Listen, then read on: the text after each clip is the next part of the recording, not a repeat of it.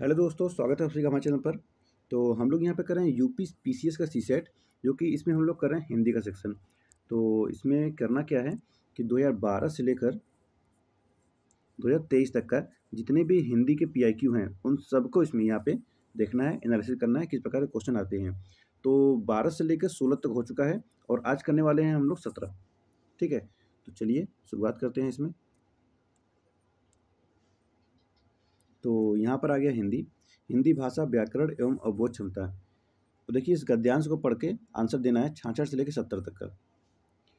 तो चलिए देखिए, लोभ चाहे जिस वस्तु का हो, जब वह बहुत बढ़ जाता है तब उस वस्तु की प्राप्ति सानिध्य या उपभोग से भी नहीं भरता। मनुष्य चाहता है कि वह बार बार मिले या बराबर मिलता रहे। धन का लोभ जब रोग होकर चित्त में घर कर लेता है तब प्राप्ति होने पर भी और प्राप्ति की इच्छा बराबर बनी रहती है, जिससे मनुष्य सदा आतुर और प्राप्ति के आनंद से विमुख रहता है। जितना नहीं है उतने के पीछे जितना है उतने से प्रसन्न होने का उसे कभी अवसर ही नहीं मिलता है। देखते होंगे जितना जिसके पास रहता है उससे और ज़्यादा अर्जित करना चाहता है, इसीलिए कह रहा है। उसका सारा अंतःकरण सदा अभावमय रहता है और उसके लिए जो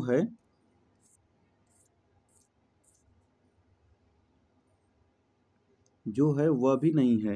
असंतोष अभाव कल्पना से उत्पन्न दुख है। अतः जिस किसी में यह अभाव कल्पना स्वाभाविक हो जाती है, सुख से उसका नाता सब दिन के लिए टूट जाता है। न किसी को देखकर वह प्रसन्न होता है और न उसे देखकर कोई प्रसन्न होता है।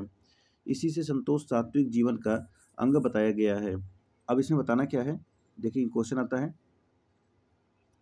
मनुष्य का अंतःकरण सदैव अभावमय क्यों रहता है?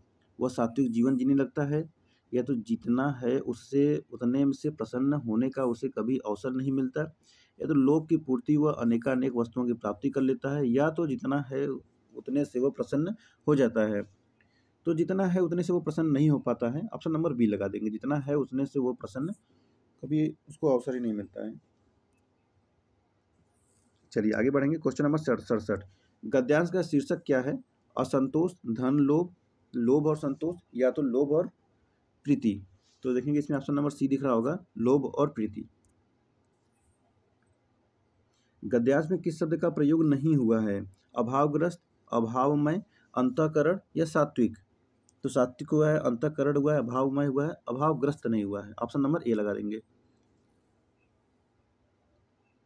क्वेश्चन नंबर 69 है, सात्विक जीवन का अंग किसे कहा गया है? सात्विक जीवन, धन लोभ, संतोष, परोपकार या भक्ति। ऑप्शन नंबर बी लगा देंगे, संतोष।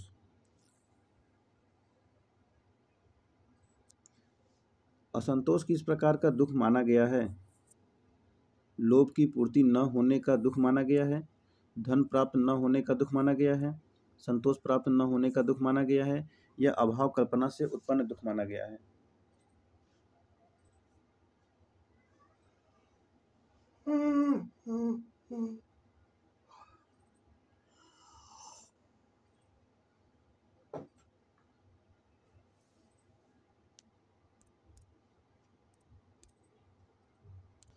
लगता है नींद आने वाली क्या? असंतोष। तो इसमें क्या हो जाएगा? इसमें हो जाएगा ऑप्शन नंबर डी लगाएंगे, अभाव कल्पना से उत्पन्न दुख माना गया है। ठीक है, ऑप्शन नंबर डी लग जाएगा। क्वेश्चन नंबर 71, अवगुठन का अर्थ। अवगुठन का अर्थ क्या है? घूंघट, अंगूठा, गांठ बांधना या गुथना। तो ऑप्शन दिख रहा होगा ए, घूंघट हो जाएगा। ऑप्शन ए हो जाएगा घूंघट। जैसा करोगे वैसा भरोगे, इस वाक्य का सर्वनाम क्या है? सर्वनाम, निजवाचक सर्वनाम या निश्चय या संबंधवाचक या पुरुषवाचक। जैसा करोगे वैसा भरोगे, ये संबंध का दर्शाता है। ऑप्शन नंबर इसमें सी लगा देंगे, संबंधवाचक सर्वनाम है। देखेंगे इसके कुछ और भी उदाहरण हैं, जैसे जो करेगा सो भरेगा, जिसकी लाठी उसकी भैंस, वह वही लड़का है जो बाजार में मिलता था, जो जीता वही सिकंदर। ये सब मतलब संबंध लगाया हुआ है। ठीक है। क्वेश्चन नंबर 73 है, प्रतिपदा का उपयुक्त अर्थ क्या है? प्रतिपदा, एकादशी, पूर्णिमा, विरोधिनी, पक्ष की पहली तिथि। तो इसमें ऑप्शन नंबर डी लगा देंगे, पक्ष की पहली तिथि। ऑप्शन नंबर डी हो जाएगा। चौराहा में समास कौन सा है? चौराहा में, तो चौराहा में है द्विगु समास। चौराहा में कौन समास है? द्विगु समास है। ऑप्शन नंबर सी लगा देंगे। देखेंगे चौराहा में द्विगु समास है। जिस समासिक पद का प्रथम पद संख्यावाची तथा दूसरा पद प्रधान हो, साथ ही विग्रह करने पर उससे समूह का बोध हो, उसे द्विगु समास कहते हैं। जैसे जैसे चौराहा, चार राहों का समूह। पंचवटी, पांच वृक्षों का समूह। नवरत्न, नौ रत्नों का समूह। त्रिभुवन, तीन भवनों का समूह। सप्ताह, सात दिनों का समूह। त्रिफला, त्रिफला क्या है? तीन फलों का समूह। 75 नंबर, अनुरूप का विलोम क्या है? अनुरूप, तो ये होता है प्रतिरूप। अनुरूप का क्या होता है? प्रतिरूप होता है। चलिए देखिए, अधोलिखित में एक पर्यायवाची युग्म सही नहीं है। पुरंदर अमरपति है, सरोवर पुष्कर है, फड़ी उरग है। जलधि का अम्बुद दिया है, जलधि का अम्बुद दिया है, जो कि कथन गलत हो जाएगा। जलधि अम्बुद पर्यायवाची शब्द नहीं, बल्कि जलधि समुद्र का पर्याय है। ठीक है, अम्बुद बादल का पर्यायवाची होता है, तो ये हो जाएगा समुद्र का। और अम्बुद किसका होगा? अम्बुद हो जाएगा बादल। ऑप्शन नंबर इसमें सी लगा देंगे। चलिए आगे बढ़ेंगे। क्वेश्चन नंबर 77 देखेंगे। गुलर का फूल होना का अर्थ क्या होता है? लाल पीला होना, सुंदर होना, विवरण होना या दुर्लभ होना। गुलर का फूल होने का मतलब होता है दुर्लभ होना। ऑप्शन नंबर डी लगा देंगे, दुर्लभ होना।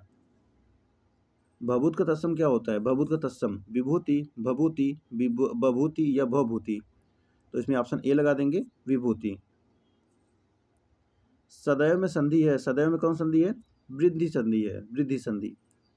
देखिए कैसे, सदैव में वृद्धि संधि है। जब आ के उपरांत ए, ओ और औ आए तो ए और ए के स्थान पर ए तथा ओ और औ की जगह औ आ जाता है। जैसे परम ऐश्वर यानी परमेश्वर, तथा एव यानी तथैव, महा औषधि यानी महौषधि, और महा ओज मतलब महोज। ये सब क्या होता है? वृद्धि संधि होता है।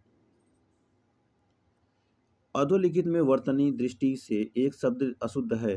अंतर्धान, अनुग्रहिता, अध्यात्म, अधीन। चलिए, तो इसमें क्या हो जाएगा? इसमें हो जाएगा अध्यात्म। ऑप्शन नंबर सी लगा देंगे, अध्यात्म। कन्नौजी बोली जाती है किस जनपद में? कन्नौजी बोली जाती है हरदोई जनपद में।